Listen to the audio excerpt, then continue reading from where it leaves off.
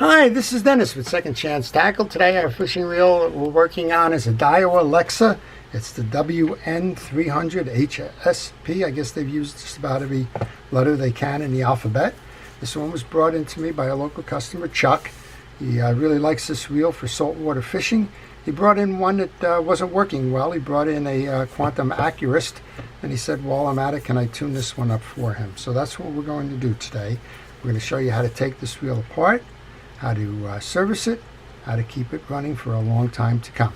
And we're going to do that by, well, we're going to remove the exterior pieces and parts first. And I'm going to start with the handle here. And while I do that, I want to encourage you to subscribe to my channel.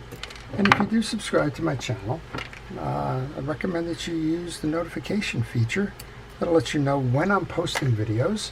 And well, you can see if it's one that you want to watch. Most of the time, the channel centers around fishing reels and service and repair.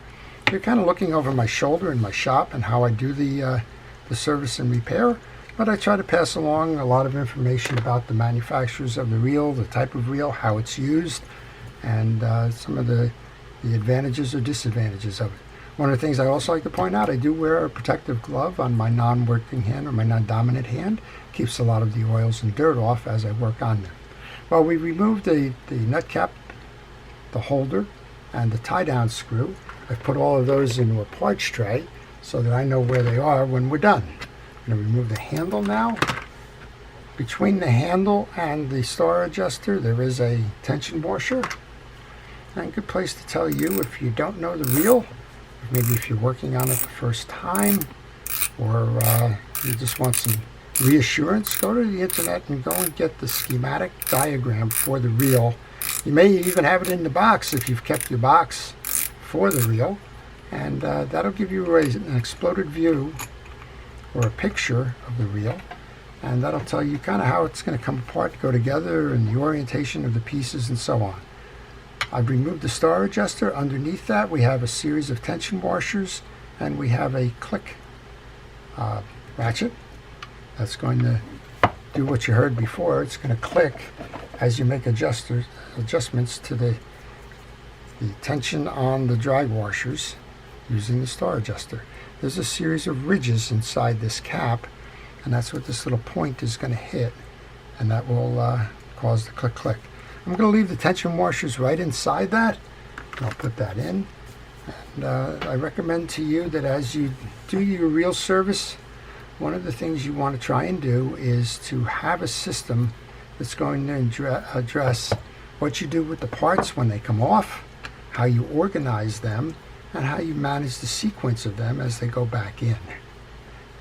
One of the best ways to do that is take pictures as backups, so that if you do get stuck, you can go back and take a picture.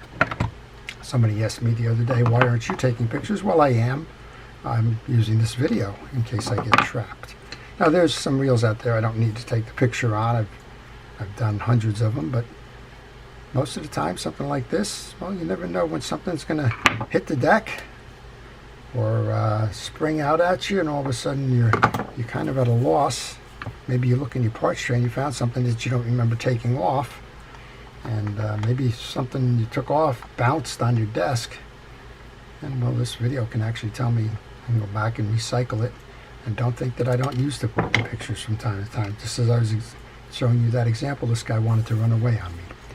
Those three screws are the same. They came out of the side plate in those holes. Doesn't matter how those go back in. I'm going to put them into a corner of the parts tray. And I've noticed that this screw is a smaller screw, both in terms of head size and length. So I'm going to take that one off just as it is. I'll put that together, but I'm going to note that the smaller one belongs there. Kind of hard to put the others in there because it won't fit in that hole. That probably is going to allow me to remove the side plate. Maybe not. I'm going to remove this adjuster. This is your cast control cap. We're going to remove that. If you needed to change the bearing in this, there's a little wire ring that's retention ring in here, and the bearing's underneath. You could go do that. I'm going to think that there's one more screw. I'm looking inside here and not seeing it, so there's a chance that that screw is behind the spool. Let's go over to this side then. Let's open up the non-gear side, remove that cover, remove the spool, and see if we have another screw under there. To do that, you want to grab a screwdriver. There's a slot in this side button here. This should pop out eventually. It should have a spring on it. Oh, there we go. When that pops out, you can remove the side plate by pushing down and then pulling out on that, and there we go. We've removed both. Well, interestingly enough, I'm not seeing the screw there, but that's okay. We want to service this side anyway. This has a braking system on it, and it has a bearing. We're going to go oil that bearing. I'm going to flood that. While I'm at it, there's a bearing on this side of the spool. I'm going to go ahead and flood that as well. I'm using fishing reel oil for that. Please, when you do your services, use fishing reel oils and greases. Don't use the general common household greases.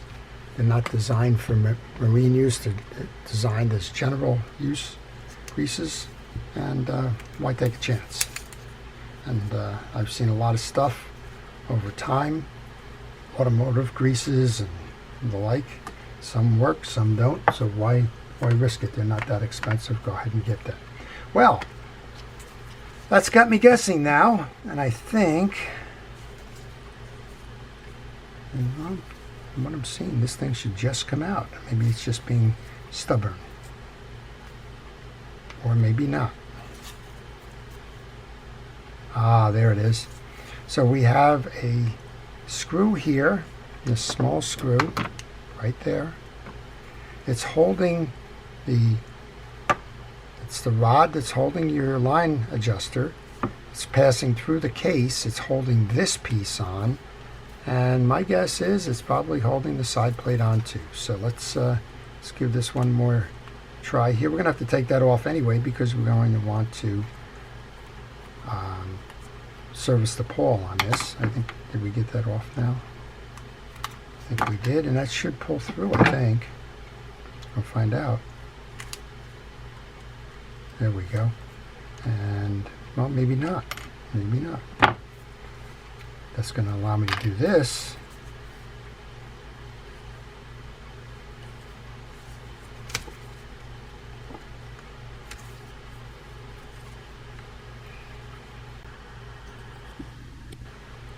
And I'm going to just clear some of the tools off of here.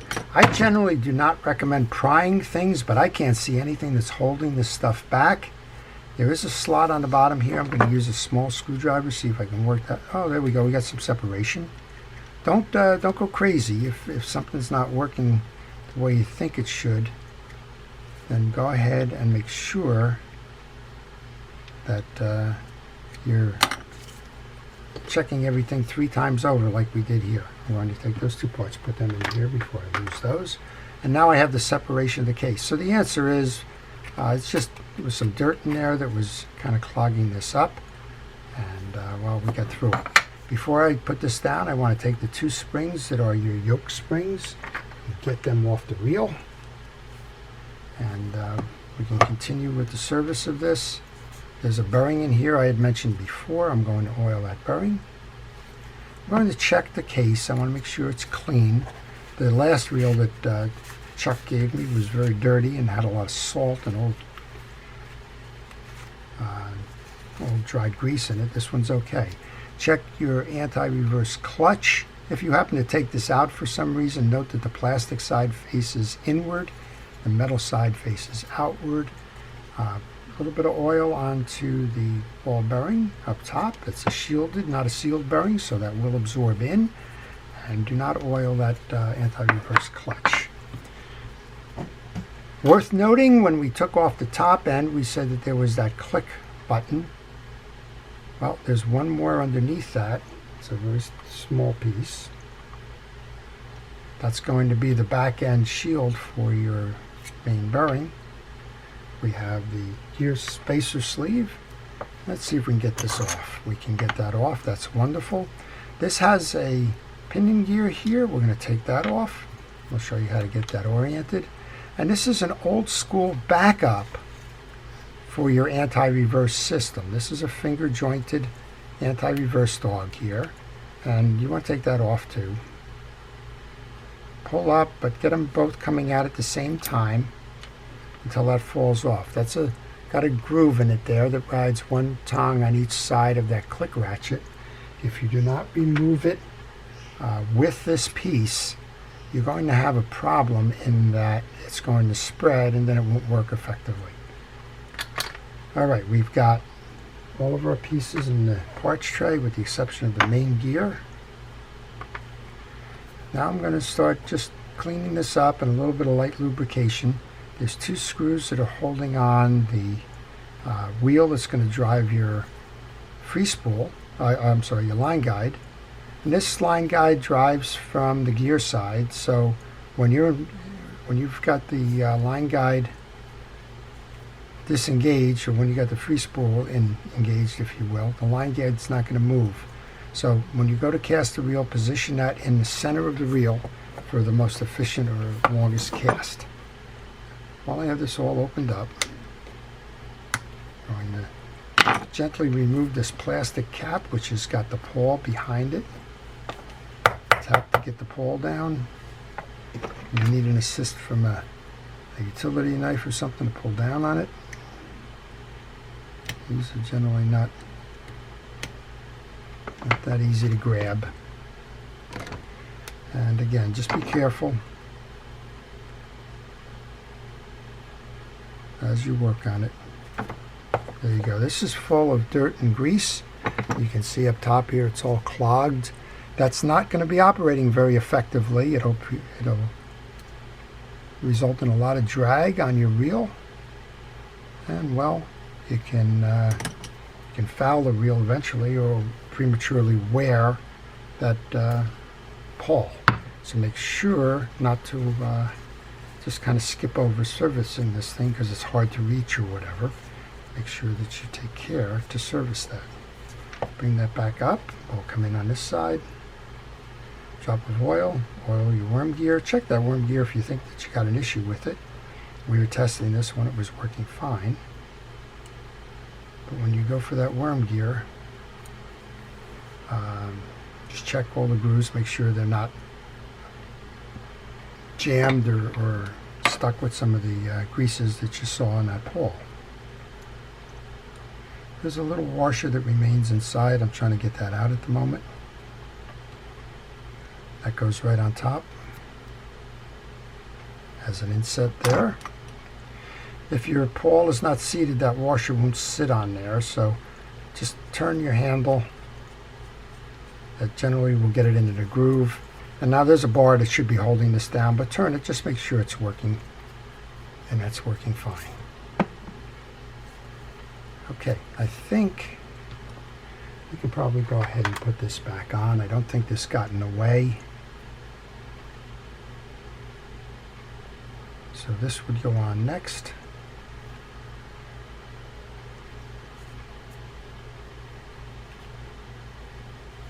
And then we can take that little rod that we had that was opening all of this up. And famous last words, I'll probably have to come back here and reset this again. The rod goes through as the line guide, seats on the other side of the reel. Try to line that up. And then we can tighten that down. Just need to find my... Well, if you have a question on this reel or any reel, if you're interested in how reels are made, maybe you're working on something like this reel, you're stuck. Speaking of stuck, I just had a reel that I worked on that was stuck. The free spool would not, the button wouldn't bounce back after it. Well, if you have those kinds of questions, leave them. If I can help you, I will try to do that for you in terms of pointing out a possible cause or remedy. We have two screws that are holding the shaft on. I want to get underneath that because I think there's a ball bearing under there. Sometimes there's a bushing under there. Bushing's not so much an issue from a servicing standpoint, but a bearing, absolutely. You want to make sure that those bearings get oiled. And I just noticed that there's two different size screws. Isn't that interesting? This one came out of the left, the dark one came out of the right. Pull it up. Sure enough, we have a bearing underneath. I'm going to go oil that. The rest of the assembly is clean. We can go right back where it came from. And we'll remember that the silver shiny one went to the top in this situation, and the dark one went to the bottom. And get those back on. These are small parts. You definitely want to take care of these. They're easy to drop, and they run far when they run away. Okay, you do not need to oil the two plastic gears. They're self-lubricating.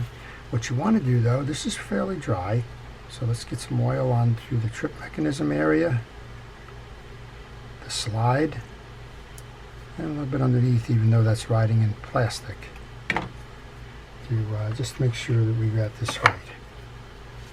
There's a washer that goes next onto the stem. We've got a click ratchet, the anti-reverse, and the washer that goes between the click ratchet and the bearing. This one is a rectangular one. It's only going to sit on there one way, and already I've kind of messed that up, didn't I? Those of you paying attention are going to certainly tell me that I forgot to put the anti-reverse dog on. But we'll rectify that right now. Here's your anti-reverse dog. Again, one side goes to each, kind of split the difference in the middle. Lock it in. This is the post where the anti-reverse dog is going to ride. It's going to go like this and center over the post and bring that down nice and even. And you can test it right now, make sure that it's working. You'll see that it's working fine. The washer goes next. And then I'm going to turn my attention to the pinion gear setup so that we can get that corrected. Check your pinion gear. This one's dry. It's clean, so we don't need to do anything there. If you needed to clean it, go right ahead and make sure that you re-lube after you've checked to make sure that there's equal spacing on all of the teeth of that pinion gear. On this one, there's two sides. There's a ramp side, you'll see indentations, and a flat side. So this one also has slots. The slots face the spool, the indentations face the spool, and those go over the post here to install that pinion gear. Just like that. Before we finish this reel up, there's going to be two springs that are going to go on here as well. But for now, we'll just leave it as it is, and we'll come over to service the main gear. Big washers, they're Carbon-Tex washers. They don't need any greases or oils. Just make sure that they're clean, and if they're clean, just go ahead and do what we're doing here. There was a little bit of wear and dust and the like inside that main gear. Clean that off, clean the back off. Check the teeth on the main gear, and just like we saw with the other ones, there's no grease in there at all. So when Chuck said, can you service this reel? Well, it doesn't appear like it's been serviced in a while. It needs some TLC. We've cleaned it up. We've inspected the parts. They're fine. And now it's time to give it a nice coating of grease. Now you don't need to get the grease in every tooth. You don't need to overload. All you simply need to do is just give it an adequate amount. That's kind of like, you'll know when it's too warm or something, I guess. But give it a good amount, but don't overload the thing. You got two different size gears, so those are going to spread the grease around that you have. Here's your sequence then. You have a hard washer goes first. Then you have what's called a keyed washer. It's a round washer with that rectangular center. There's two of those. They go top and bottom. I just wiped off the dirt on that. And we have this kind of interesting one here. I think that's going to go up top, right? It's going to go here. That's your middle washer.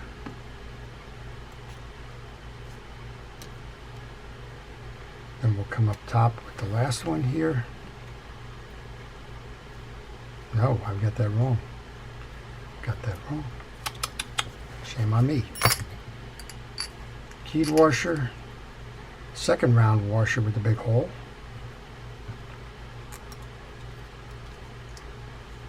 How did I know I got it wrong? Well, if you tried to put the one with the big hole on the top here, it would slide back and forth because you're above the rim of that main gear. So this one goes next. Then you have the cap washer. That's the top one. It's got a bevel in it. There's a recess on the one side, bevel on the other. Bevel faces up. And we have our gear spacer. And we have that flat washer, which is going to be the bearing shield from underneath. That's your assembly here. And the only thing missing, which I seem to forget all the time, is the two springs that go onto the yoke. Those go right there. With those assembled, we should be able to put this back on. I say should because, well, with my luck, this thing is going to get in the way here. So let's see if that's the case.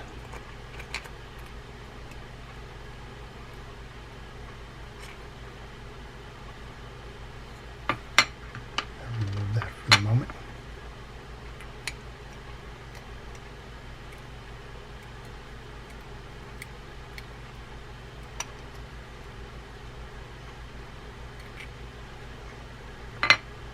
Okay, well, I've just learned that that can't go on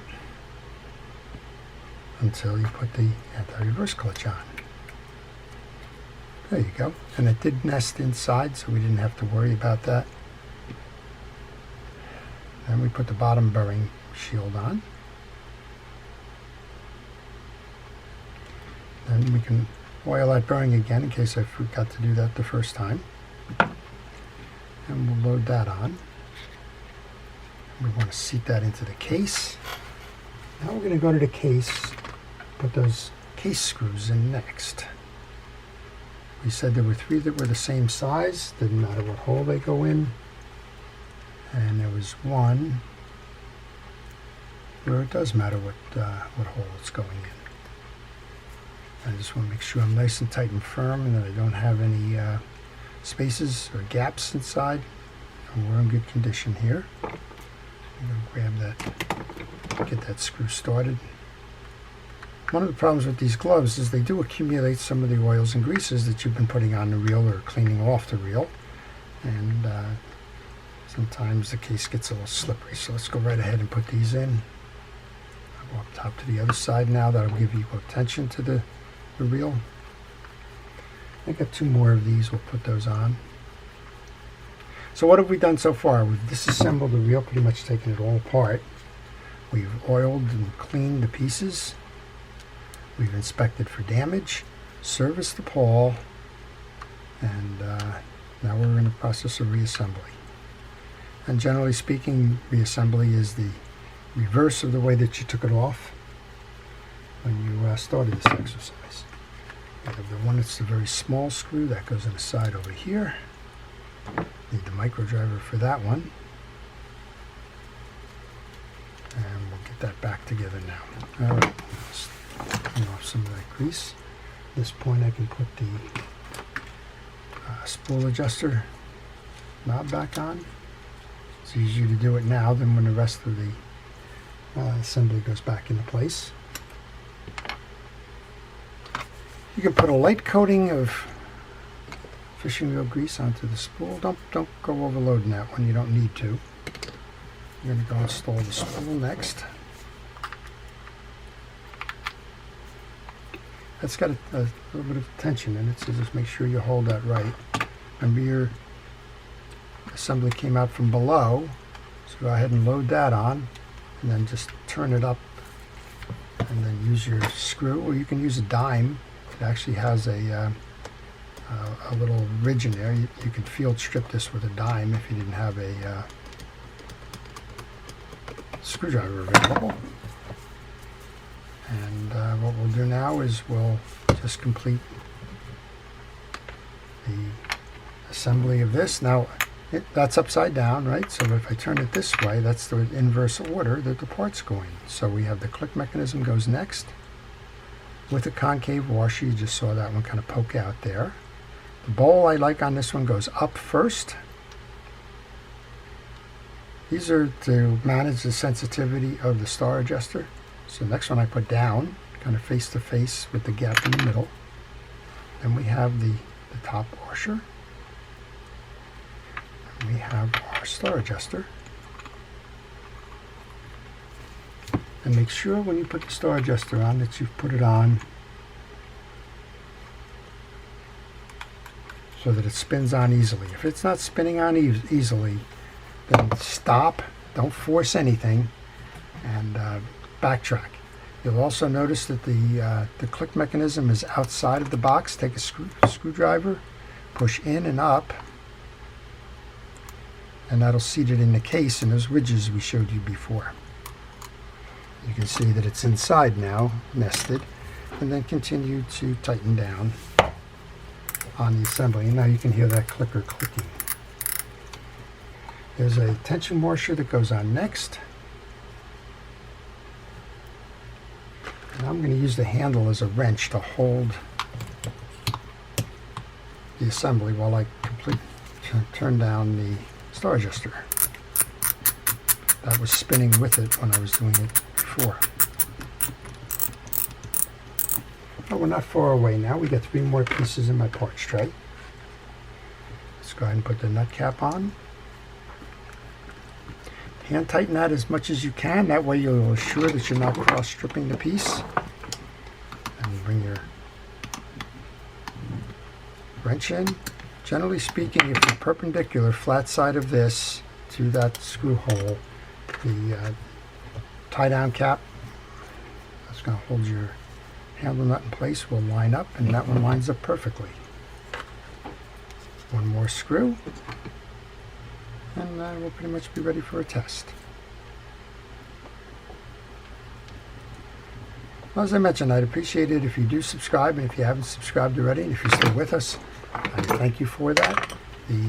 I cover all kinds. Today we're working on a low-profile bait caster. Tomorrow it might be an ocean trolling reel. The next day it might be a spin reel for smallmouth bass or something else, whatever goes in my shop. I do that to show the customers the work so that they know how to do it the next time if they're so inclined, but also that we all can learn from that.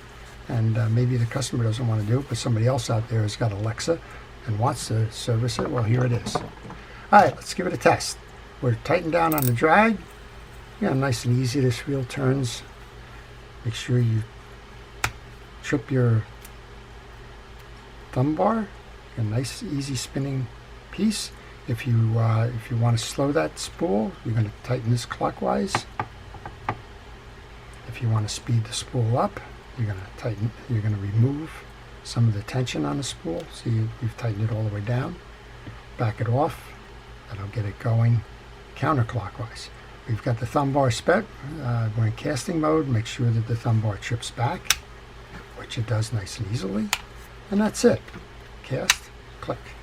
That's your Daiwa Lexa WM 300HS-P. I don't know what letters are missing from the alphabet, but they've certainly used a lot here. It's a Daiwa reel. It's a very nice casting reel, and it's one that, well, it's ready to go fishing again. Hope you've enjoyed that. To all of our first responders and essential personnel, thank you for all it is that you do to keep us safe. I do appreciate your commitment and lifetime career. To all, have a great day. Keep your reels serviced and ready to go fishing. Have a fun time on the water, and take a friend. Build those fishing stories and relationships for years to come. This is Dennis with Second Chance Tackle. Have a great day.